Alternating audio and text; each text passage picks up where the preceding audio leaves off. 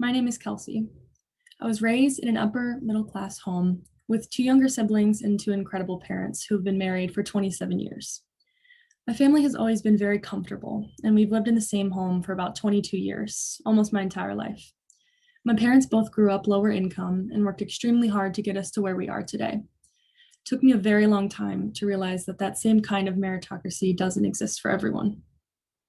I'm no stranger to the word privilege. I identify as a young, straight, thin, able-bodied, middle-class, cisgender white woman.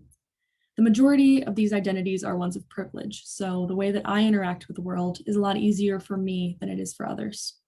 I don't face a number of stressors or structural barriers that others face, like racism, ableism, ageism, fat phobia, transphobia, or homophobia. I strive to acknowledge this privilege and use the benefits granted to me through these identities to help others. My privilege, along with the desire to listen to those impacted by trauma and understand the circumstances of others, can be used to advocate and facilitate change for as long as I need until the job of advocating for others is given back to the people to speak for themselves. As a first-generation college student, I started my sociology degree and began seeing the world from different perspectives. I saw a society that was systemically barring people from succeeding in so many different ways. I wanted to understand the people that society thought the worst of and change perceptions about how people fall into bad circumstances. So I started with incarcerated people. It is so easy to blame the individual when it comes to jail and prison.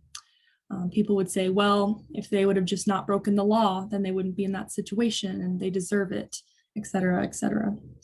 I wanted to show everyone just how wrong they were in that assumption and many other structural issues that people think they know best about. So I started researching and presenting on these divisive issues. I found throughout my time in academia that people will listen to numbers. This can be dangerous, and this quote shows why. Numbers don't lie, but I can make them say whatever I want.